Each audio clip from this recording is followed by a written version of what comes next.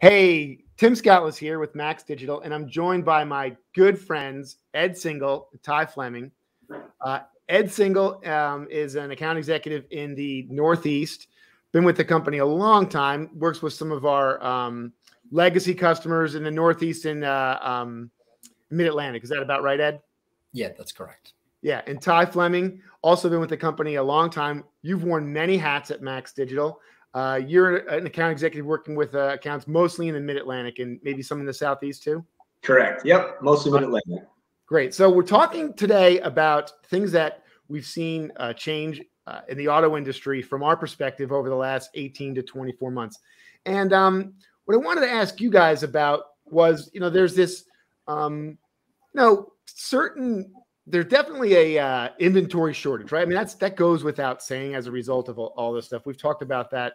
There's plenty of articles. What I wanted to talk to you guys today about is this idea of the shortage has really put a ton of pressure on price.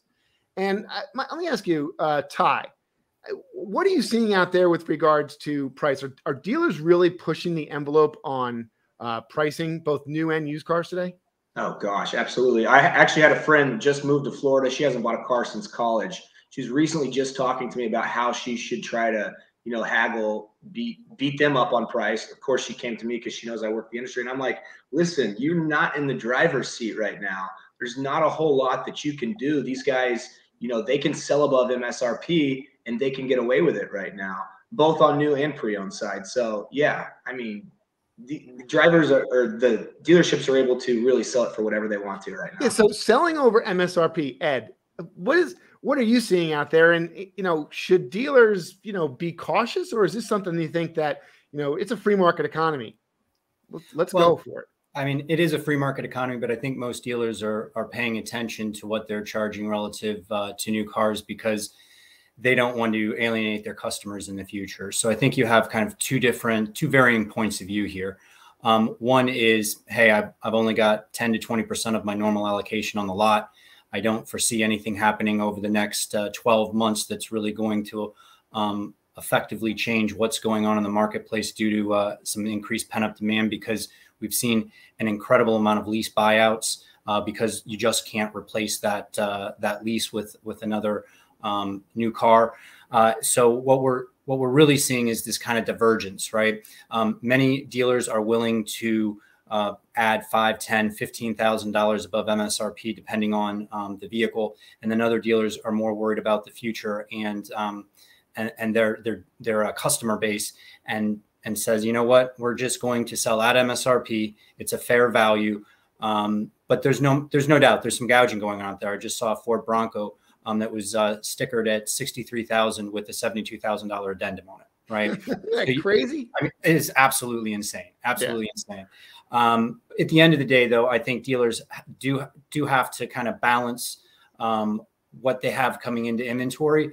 We've also seen allocations not just drop, but for instance, with Honda, normally we get our allocations once a month. Honda has shifted allocations for once every 2 months. So I think most dealers are really taking a harder look at inventory levels in new cars and using that as kind of like the red herring, I guess you could say, as far as when used car values might start to moderate. Yeah. So great take. You mentioned the future. We saw a certain shift in people's driving habits over the last, 18 to 24 months. And we saw this big shift in EVs.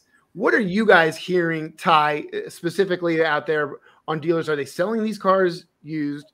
What's the interest there? And what do you think in the consumers and how can we help, our customer base going forward with EVs? Well, I think that's a great question. I think during the pandemic, I mean, it totally changed the way that human beings were, living, how they were working, whether they were commuting to work, whether they were not. I know I read emissions across the U.S. dropped, I want to say it was like 13% in 2020. People are trying to get back to their traditional lifestyles now. So people are driving more and, those emissions levels are coming back up. But I think because of that, a lot of the Fords, the GM, the manufacturers out there, they've put in their missions that they want to, be more EV by 2030, by 2050. I think they've made commitments, to the industry that they're going to do that. what's the take? I think it's all based on what gas prices are. You see gas prices going up right now. So I think that you will get more excitement on that EV. But again, it's foreign territory. I think, I think you put something up on your Facebook, live in the backlot the other day about, hey, it was a battery powered, charging the electric car. So, I can't predict the future, but I definitely think, as it becomes more, I guess, more traditional, I think people will back it. I think people will like it. I think, they've got a long ways to go, but I can see excitement building. Ed, what do you think? Are you seeing some of your dealers putting these cars out there as used cars on their lots? Oh, there's no doubt. There's interest for them. There's used cars. I think right now the biggest barrier is infrastructure. I think right now you're going to see a massive push into developing the infrastructure for fast EV charging stations, because there's no doubt that it is a battery. When you're in colder weather, it doesn't last as long. So making sure that they have that infrastructure so that someone from New York that might want to go up to Vermont to go skiing for the weekend can either go on a full charge or understand that I might have to get charged up once or twice along the way.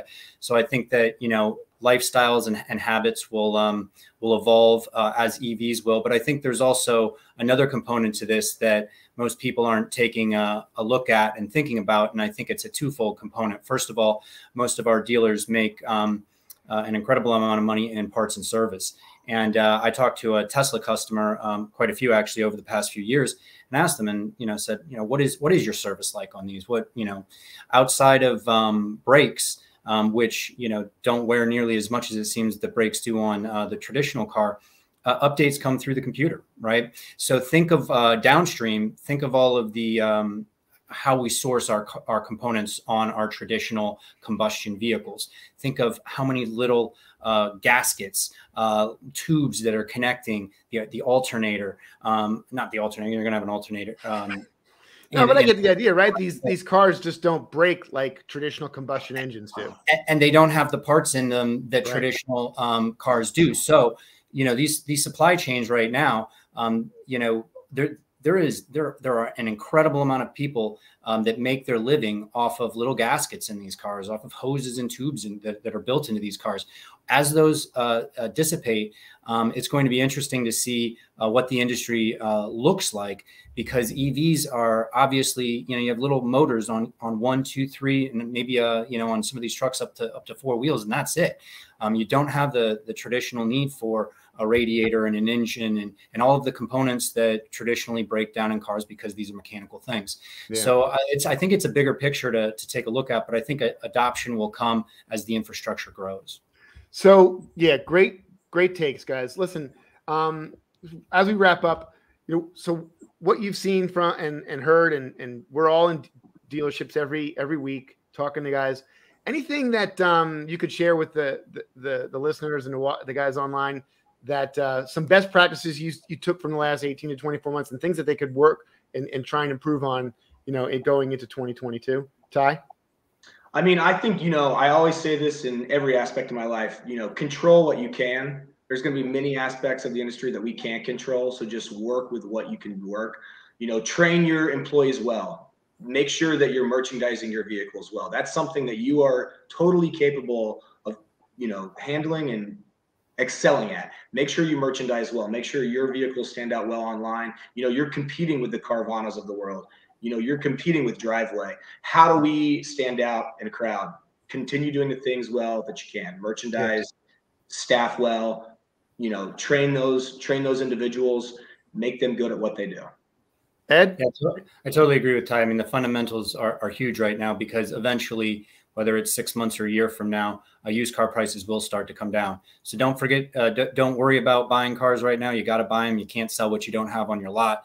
Make sure that the one price mentality that we all have right now, because of the supply and demand issues, we've got embedded into both our management and sales staff, so that when prices do decide to moderate a little bit in used cars, and we do have to get back to a bit of the traditional selling, that we sell from that standpoint of power that we are right now, rather than weakness. And we really have an amazing shift that's happened in the industry, where it's really up to dealers right now to decide, as prices moderate, if they want to go back to the old ways or stick with the ways that we're doing business today.